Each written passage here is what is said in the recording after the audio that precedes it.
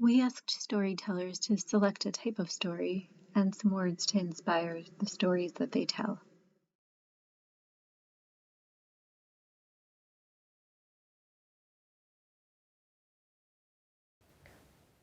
I don't have trouble making friends.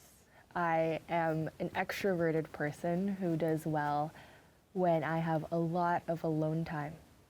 And the way that I get a lot of this alone time is I take trips by myself. When I take trips by myself, this is my way of making friends with my mind. I've gone all over the world just with a backpack, and I tell myself if I let all of the familiars fade away, the language, the locations, the geography, the favorite places, when you learn how to navigate a different city by yourself, a different part of the world, when you learn how to order breakfast in a new language, I have learned about myself what I am really made of and what I do when I freak out, when I miss a train, when I miss a plane, when I fall asleep and miss my stop. And on one of these trips, the most recent one that I took was to Italy. It was a really hard trip, this one, and it didn't quite meet a lot of expectations. The reason why I say that is because I was like, it wasn't my first time in Italy. I went all around. I went to like Tuscany, I went to Rome, I went to Florence, and it was tough because I found that for the first time, my itch to find alone time wasn't being scratched. I desired company.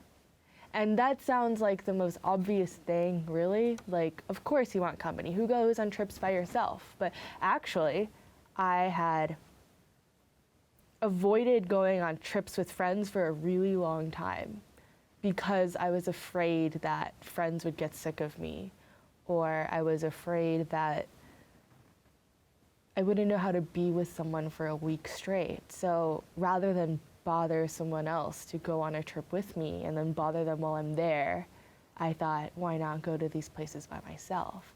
That explains how I went to Japan right before Italy, and I got my haircut there, and I was seeing the sights, and where I got my haircut was like in Harajuku, and it felt very cool. And I went to like onsens, which are like natural springs with like sulfuric water bubbling in the earth, and that was a very meditative trip. So when I went to Italy, I thought that this was the trip where I was gonna be on this roll, where I was just gonna find myself and do all these like eat, pray, love things that you expect to get out of a trip.